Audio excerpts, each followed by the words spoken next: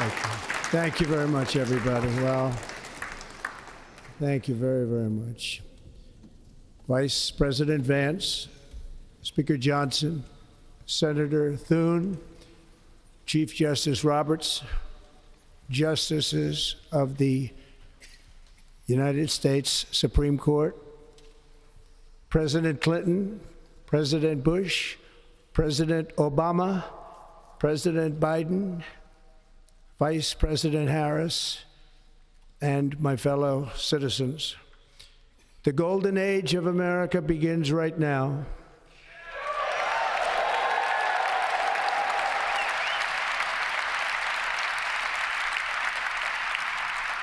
From this day forward, our country will flourish and be respected again all over the world. We will be the envy of every nation, and we will not allow ourselves to be taken advantage of any longer.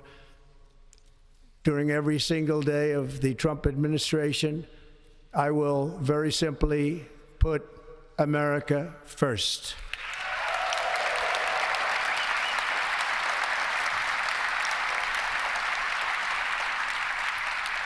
Our sovereignty will be reclaimed. Our safety will be restored. The scales of justice will be rebalanced.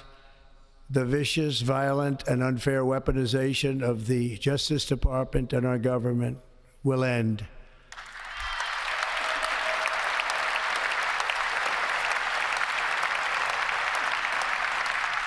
And our top priority will be to create a nation that is proud, prosperous, and free.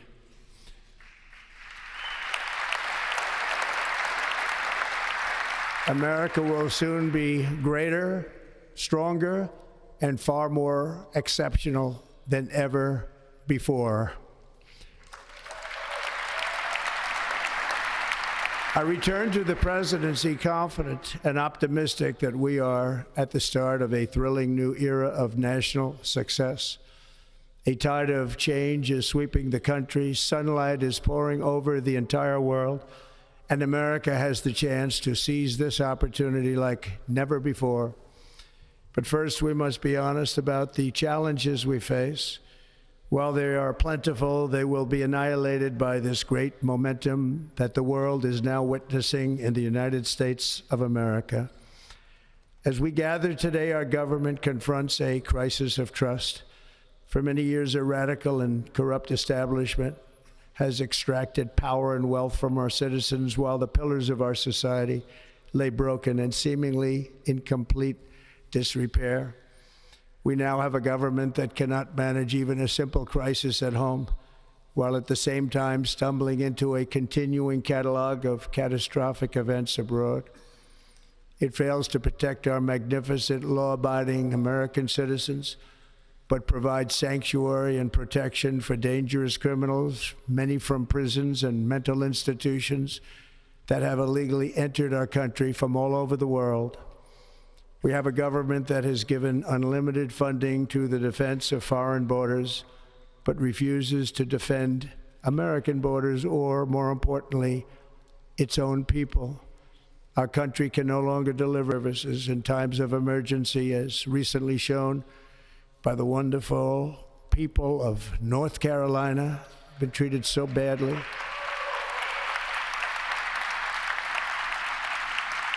And other states who are still suffering from a hurricane that took place many months ago. Or more recently, Los Angeles, where we're watching fires still tragically burn from weeks ago without even a token of defense.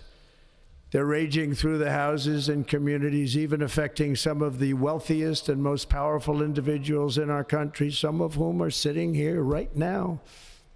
They don't have a home any longer. That's interesting. But we can't let this happen. Everyone is unable to do anything about it. That's going to change.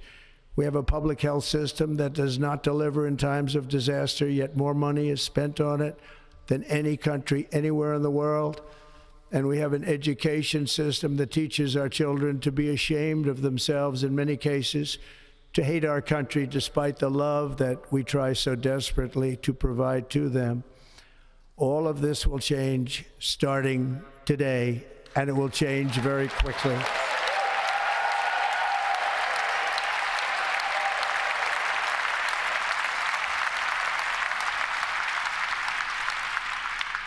My recent election is a mandate to completely and totally reverse a horrible betrayal and all of these many betrayals that have taken place, and to give the people back their faith, their wealth, their democracy, and indeed their freedom.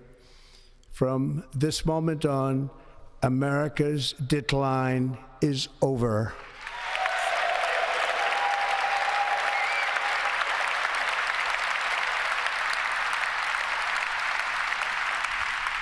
Our liberties and our nation's glorious destiny will no longer be denied, and we will immediately restore the integrity, competency, and loyalty of America's government.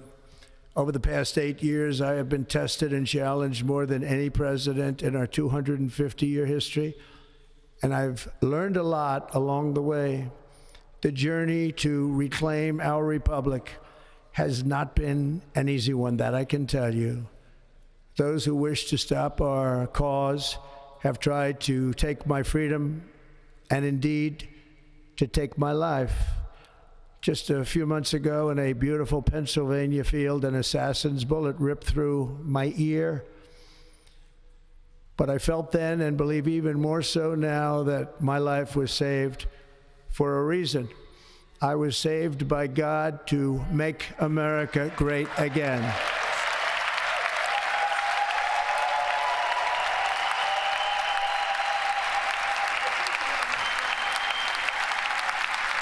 Thank you.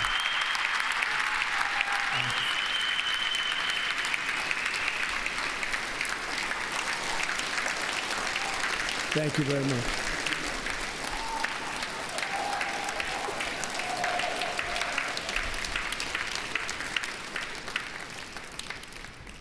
That is why each day under our administration of American patriots, we will be working to meet every crisis with dignity and power and strength.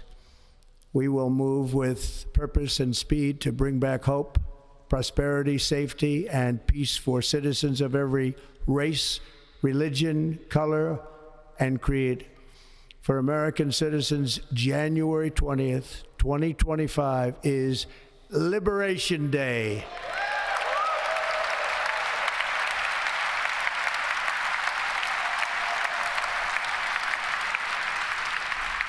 It is my hope that our recent presidential election will be remembered as the greatest and most consequential election in the history of our country. As our victory showed, the entire nation is rapidly unifying behind our agenda with dramatic increases in support from virtually every element of our society, young and old, men and women, African Americans, Hispanic Americans, Asian Americans, urban, suburban, rural. And very importantly, we had a powerful win in all 7 swing states. And the popular vote, we won by millions of people. To the Black and Hispanic communities, I want to thank you for the tremendous outpouring of love and trust that you have shown me with your vote. We set records, and I will not forget it. I've heard your voices in the campaign, and I look forward to working with you in the years to come. Today is Martin Luther King Day, and his honor, this will be a great honor, but in his honor, we will strive together to make his dream a reality. We will make his dream come true.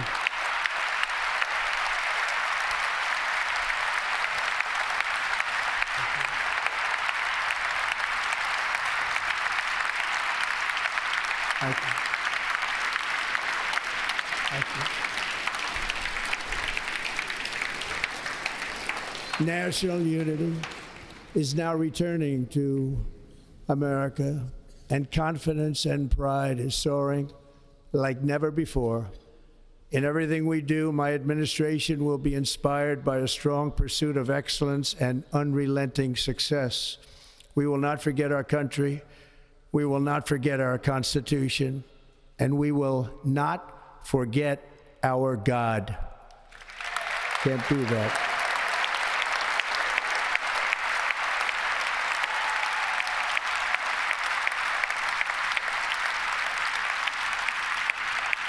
Today, I will sign a series of historic executive orders. With these actions, we will begin the complete restoration of America and the revolution of common sense. It's all about common sense. First, I will declare a national emergency at our southern border.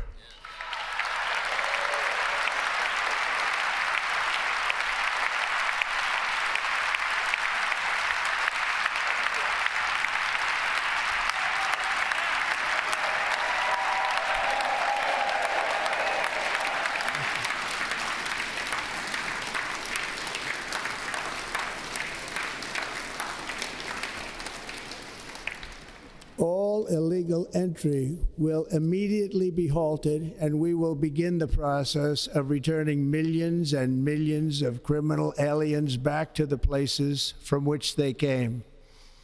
We will reinstate my Remain in Mexico policy.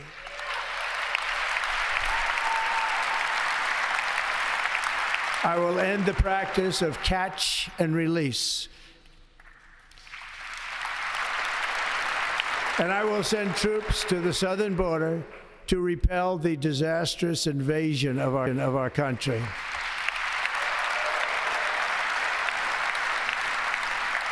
Under the orders I signed today, we will also be designating the cartels as foreign terrorist organizations.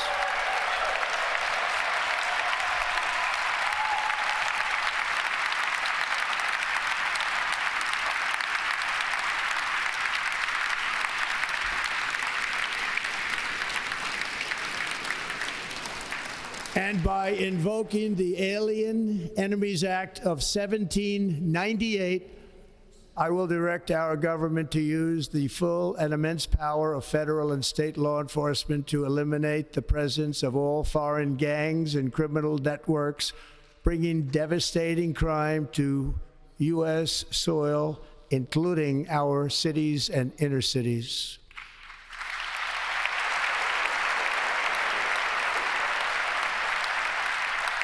As Commander-in-Chief, I have no higher responsibility than to defend our country from threats and invasions, and that is exactly what I am going to do. We will do it at a level that nobody's ever seen before. Next, I will direct all members of my cabinet to marshal the vast powers at their disposal to defeat what was record inflation and rapidly bring down costs and prices.